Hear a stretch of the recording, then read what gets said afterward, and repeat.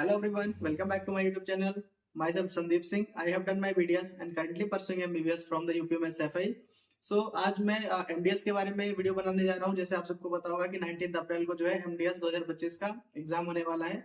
तो as a dental student क्योंकि मैंने नीट क्लियर किया तो फिर कुछ मेरे फ्रेंड्स ने कलीग्स ने मुझसे पूछा कि एंट्रेंस एग्जाम की तैयारी कैसे करना है और लास्ट के 2 मंथ्स में हम अपनी तैयारी को कैसे कंसाइज करें ताकि हमारी बढ़िया रैंक आ जाए। तो आज मैं उसी के बारे में बात करूंगा क्योंकि मुझे भी थोड़ी नॉलेज है डेंटल कॉलेज की सब्जेक्ट्स की। और क्योंकि तरीका देखो हर जगह एंट्रेंस एग्जाम का एक ही है।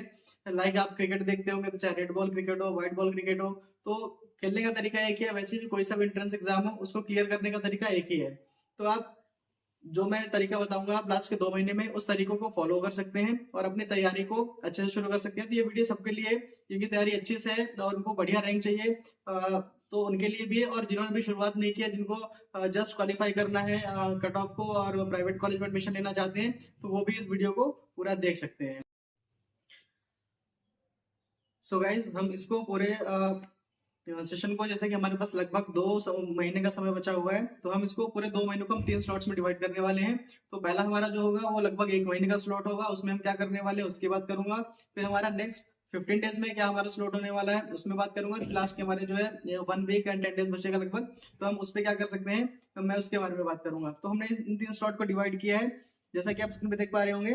तो पहला स्लॉट मैंने डिवाइड किया है 21 फेब से 21 मार्च तक। तो इसमें अपने को क्या करना है, इसमें आपको रिवीजन करना है। आपके जो नोट्स होंगे तो रिवीजन आपको बेसिकली करना कैसे है क्योंकि बहुत सारे नोट्स होंगे बहुत सारे सब्जेक्ट्स भी हैं। तो आप इन्हें कैसे करेंगे, आपकी जो प्रीवियस ईयर क्वेश्चन होंगे आपकी जो डेंटल पल्स वाली बुक होगी स्पेशली जो प्रीवियस ईयर क्वेश्चन आए होंगे या फिर जो बुक्स के क्वेश्चन होंगे आप उनको लगाइए। और फिर जैसे मान लीजिए कि आज आपने 100 क्वेश्चन लगाया, 100 में से अगर आपके 20 से 25 क्वेश्चन नहीं बने तो आप ये देखिए कि कौन से सब्जेक्ट के किस टॉपिक से आपके क्वेश्चन नहीं हो रहे हैं। आप उसको जाके फिर रिवाइज करना है। पूरा सिलेबस रिवाइज करने की जरूरत नहीं है अभी। फर्स्ट वाले स्लॉट में आपको यही करना है, प्रीवियस ईयर क्वेश्चन लगाइए तो इससे आपकी क्वेश्चन प्रैक्टिस जरूर हो जाएगी, आप क्वेश्चन से गो थ्रू हो जाएंगे। क्योंकि अगर क्वेश्चन नहीं लगाएंगे सीधे थ्योरी पढ़ते रह जाएंगे तो फिर वहां पे कंफ्यूजन होगा और प्रैक्टिस में दिक्कत होगी। तो आपको यहाँ पे पहले अपना रिवीजन लगाना है। रिवीजन कैसे लगाना है, प्रीवियस ईयर क्वेश्चंस को आपको लगाने हैं, फिर जो क्वेश्चन नहीं होगा उसको जाना है टॉपिक में, वो टॉपिक को गो थ्रू कर लेना है एक बार। तो आपको 1 महीना सिर्फ यही करना है और टेस्ट देना है। तो टेस्ट की भी फ्रिक्वेंसी वगैरह नेक्स्ट स्लाइड में बात करूंगा कि हम टेस्ट की कितनी फ्रिक्वेंसी दे सकते हैं, कितना टेस्ट दे सकते हैं। तो फर्स्ट वाला अपना यही होगा 1 महीने तक का है। 21 फेब से 21 मार्च तक आपको रिवीजन करना है through the previous year question और उन टॉपिक्स को रीड कर लेना है। तो इससे आपको एक आइडिया लग जाएगा कि आपके जो टॉपिक्स नहीं आते हैं जो आप टॉपिक्स को भूल रहे हैं ना आप उनको अच्छे से कैसे कर सकते हैं। बाकी इसमें आपको थोड़ा कंफ्यूजन हो सकता है कि यार हमें तो कुछ याद ही नहीं है। तो यार ये सबके साथ होता है, किसी भी एग्जाम की तैयारी करोगे तो सबके साथ ये लगेगा कि यार साल भर जो पढ़ा है कुछ याद ही नहीं है। बट डेफिनेटली बिलीव करो मुझ पे और मैं गारंटी कर सकता हूँ कि आपको ना बहुत सारी चीजें याद है, बस आपको कॉन्फिडेंस नहीं है उस चीज का कि हमें याद भी है।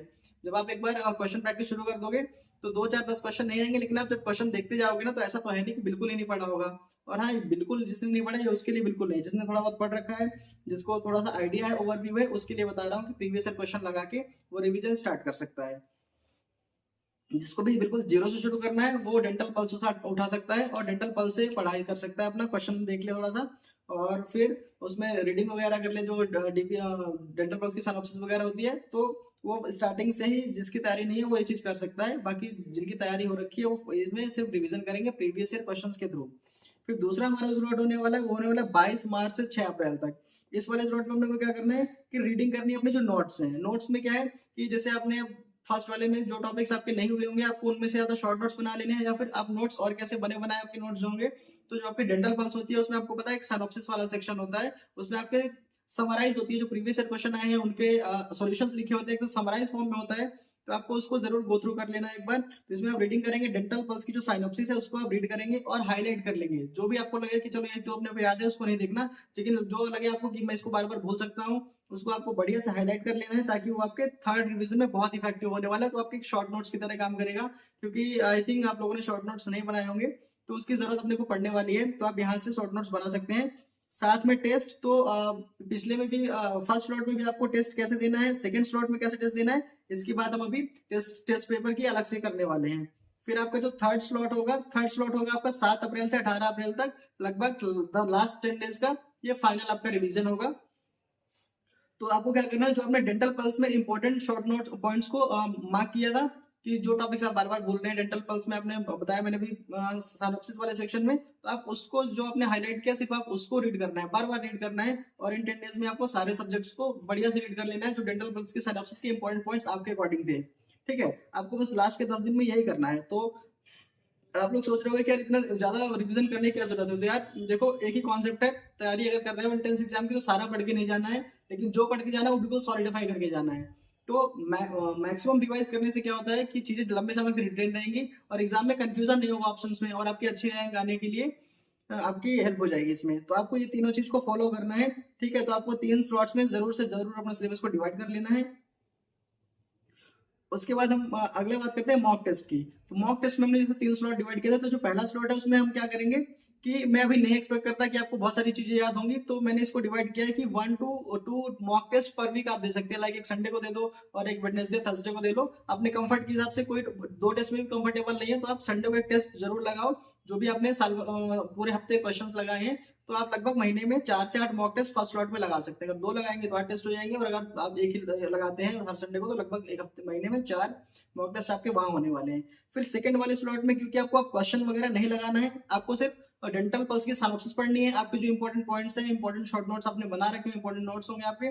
सेकंड 15 डेज वाले स्लॉट में आपको वही करना है। तो इसमें क्या कर सकते हैं आप, अगर आपकी बहुत अच्छी तैयारी है तो आप डेली एक टेस्ट लगा सकते हैं, और अगर आपकी तैयारी में थोड़ी गड़बड़ी है तो आप अल्टरनेट डेज पर टेस्ट को यहाँ प्रेफर कर सकते हैं। इससे क्या होगा कि आपकी जो टेस्ट की टाइमिंग्स वगैरह होंगी उससे आप जो है रूबरू हो जाएंगे कि आपको कितनी देर में अपने को क्वेश्चन अटेम्प्ट करना है, कितनी देर में आपको अपना टेस्ट खत्म करना है। और प्रेफर करें कि जो टेस्ट का अपना टाइमिंग है वो आपकी नीट एमडीएस के टाइम से जरूर मैच हो। जब भी टेस्ट देने बैठे तो उस टाइमिंग को जरूर ध्यान में रखें और स्टॉप वॉच लगा लें, ताकि आपका टेस्ट जो है आपके timing exam proper exam timing से थोड़ा मैच कर जाए। थर्ड स्लॉट में क्या करना है कि ये ऑप्शनल है कि अगर किसी को लगता है कि यार मुझे अभी बहुत सारी चीजें नहीं याद है, तो वो सिर्फ लास्ट वाले रिवीजन में सिर्फ तैयारी के लिए पढ़ सकता है। डेंटल पल्स में जो आपने इंपॉर्टेंट नोट्स मार्क किए होंगे आपको उनको पढ़ना है। तो थर्ड वाले में क्या है, अगर किसी की अच्छी तैयारी लग रही है तो वो डेली 1-2 मॉक टेस्ट दे सकता है। और मॉक टेस्ट में देने के बाद आपको करना क्या है, तीनों मॉक टेस्ट में देने के बाद आपको जो है उसका एनालिसिस जरूर करना है कि मॉक टेस्ट में आपको कौन से क्वेश्चन नहीं है, वही आपके वीक एरियाज हैं। वीक एरियाज फाइंड करने में बच्चों को बहुत डिफिकल्टी आती है कि हमारे वीक एरियाज क्या हो सकते हैं। तो उन वीक एरियाज को हमेशा पहचानना आपको होगा, और उससे आपका स्कोर इंप्रूव होगा। जो स्कोर आप देखते होंगे कि कभी टेस्ट देते हो तो स्कोर स्टक हो जाता है, लाइक अभी आपके आ रहे होंगे 400 500, तो आपका स्कोर इससे आगे बढ़ ही नहीं रहा, क्योंकि आपको पता ही नहीं है कि आपके वीक एरियाज क्या हैं। तो आप जब मॉक टेस्ट दोगे ना तो आपको उससे आइडिया लग जाएगा कि आपके वीक एरियाज क्या हैं।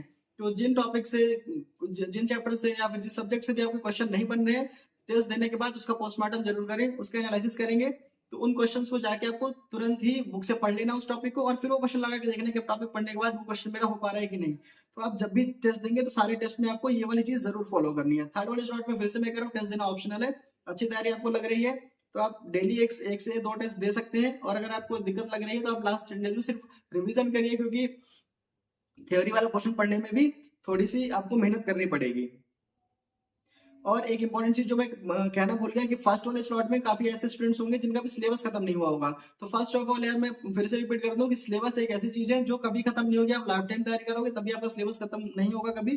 तो आपको भी ध्यान देना है कि इंपॉर्टेंट क्या है, तो कौन से सब्जेक्ट की कितनी वेटेज है उसके बिहार पे आपको बात करनी है। तो वेटेज आपको पता होनी चाहिए कौन से सब्जेक्ट्स में ज्यादा है, उसको आपको ज्यादा ध्यान देना है। और जिसका भी सिलेबस कुछ भी पेंडिंग है, उसको लग रहा है पेंडिंग है, तो यार आपको अगर आप अभी 5 घंटे 6 घंटे पढ़ रहे हैं तो यार स्टडी आवर्स को आप इसको बढ़ा दीजिए, 10 घंटे से 12 घंटे प्रॉपर पढ़िए। तो आपको जो 5 से 6 घंटे आप डेली पढ़ते थे उस वाले आवर में आप अपना जो सिलेबस पेंडिंग है आप उसको पढ़ सकते हैं। लेकिन जो एक्स्ट्रा 5 से 6 घंटे 7 घंटे जो भी आप पढ़ेंगे आप 10 से 12 घंटे की स्टडी में, तो उसमें आप अपना रिवीजन कीजिए, प्रीवियस ईयर क्वेश्चन लगाइए जो मैंने फर्स्ट स्लॉट में बताया था। तो उससे आपको थोड़ी सी हेल्प मिल जाएगी, जिससे आपका सिलेबस भी 1 महीने में खत्म हो जाएगा और आपकी तैयारी भी हो जाएगी। क्योंकि अब अलग अलग करोगे, पहले सिलेबस सोचोगे खत्म कर ले, फिर क्वेश्चन लगाए, फिर टेस्ट लगाएंगे, यार समय बहुत निकल जाएगा और रिवीजन नहीं कर पाओगे तो टेस्ट देने जाने का कोई मतलब नहीं है। तो वेटेज की बात आती है यहाँ पे। तो वेटेज में आप देखोगे तो मैक्सिमम वेटेज ओरल पैथोलॉजी की है, जनरल मेडिसिन की है, फार्मा की है, प्रोस्टोडोंटिक्स की है और पब्लिक हेल्थ इंडस्ट्री की है। ठीक है, तो इन पीएचडी में इन 5 सब्जेक्ट्स को आप बहुत अच्छे से पढ़ना है, इनके टॉपिक्स जो है, क्योंकि यहाँ से ज्यादा वेटेज आती है। और एक्चुअली मैंने नीट एमडीएस का एग्जाम दिया तो नहीं है, बट मैंने इस स्लाइड को प्रिपेयर करने के लिए मैंने हमारे सीनियर थे डॉक्टर अहद सर, उनसे बात किया। उन्होंने केजीएमयू से एमडीएस की हुई है, तो उन्होंने मुझे सजेशन दिया। उनके ही बताए हुए पॉइंट्स को समराइज करके मैं आप लोगों को बता रहा हूँ, और कुछ अपना एक्सपीरियंस जो मैंने एंट्रेंस एग्जाम निकालने में यूज की थी, तो मैं उन सब दोनों चीज को कोलैबोरेट करके आपको चीजें एक्सप्लेन कर रहा हूँ। तो आपको जो मैक्सिमम वेटेज वाले सब्जेक्ट्स है, इन पे ज्यादा ध्यान देना। जब भी आप रिवाइज करेंगे, प्रीवियस ईयर क्वेश्चन लगाने जाएं, आपको क्लू नहीं मिल रहा है कि कहाँ से शुरू करें, तो आप इन 5 सब्जेक्ट्स में से किसी भी सब्जेक्ट को आप पिकअप कर सकते हैं, इनके क्वेश्चन लगाइए। ठीक है, तो इससे आपको थोड़ा सा आइडिया मिल जाएगा। और जिनके भी तैयारी नहीं है, जिन्होंने अभी स्टार्ट नहीं किया लेकिन प्राइवेट कॉलेज के लिए चाहते हैं कि क्वालिफाई हो जाए, तो वो भी कर सकते हैं इसमें कि प्रीवियस ईयर क्वेश्चन जरूर लगाओ यार। प्रीवियस ईयर क्वेश्चन लगाओ, और जो टॉपिक नहीं आ रहा है, जो क्वेश्चन नहीं हो रहे, तो उन क्वेश्चंस को जो है जाके टॉपिक को पढ़ लो, तो वही वाले आपके लिए क्वालिफाइंग मार्क्स में इंपॉर्टेंट होंगे। क्योंकि यार पेपर में क्या होता है कि प्रीवियस ईयर क्वेश्चन जो है हमेशा रिपीट होते रहते हैं, तो प्रीवियस ईयर क्वेश्चन अगर आपको आता है, तो फिर आप बहुत सारे क्वेश्चन ना वहां से कोरिलेट कर पाओगे। अगर आपने कभी टेस्ट दिया भी होगा, तो आप देखे होगे कि डेंटल पल्स में जो क्वेश्चन था, फिर भी आपको वहां पे एग्जाम में क्वेश्चन नहीं कर पाए। तो आपको इतना करना है, फिर भी कोई कंफ्यूजन हो तो आप मुझसे कांटेक्ट कर सकते हैं। और अगर मैं उसका जवाब नहीं दे पाऊंगा, तो मैं डॉक्टर अहद सर से या किसी और सीनियर से कंसल्ट करके आपको उसमें हेल्प करने की जरूर कोशिश करूंगा। तो आई होप अगर आप इस चीज को फॉलो करेंगे, तो आपकी एक बढ़िया रैंक आएगी इस बार। और ये लास्ट के 2 महीने देखो, साल भर से तैयारी जो है सब बराबर ही करते हैं, लास्ट के 2 महीने में जो बढ़िया तैयारी करके उसका एग्जाम क्लियर हो जाता है। ठीक है, तो 3 रिवीजन बहुत है आपके लिए, मैक्सिमम रिवीजन कर लोगे, 3 रिवीजन इस टाइम के लिए इनफ है। और आप अभी से तैयारी शुरू कर दो, 10 से 12 घंटे 15 घंटे जितनी आपकी स्टडी हो सकती है, आप उतना स्टडी कर लो, और आपका सिलेक्शन पक्का है इस बार। तो वीडियो पसंद आई हो तो चैनल को सब्सक्राइब करें, वीडियो को शेयर करें और लाइक करें। Thanks for watching.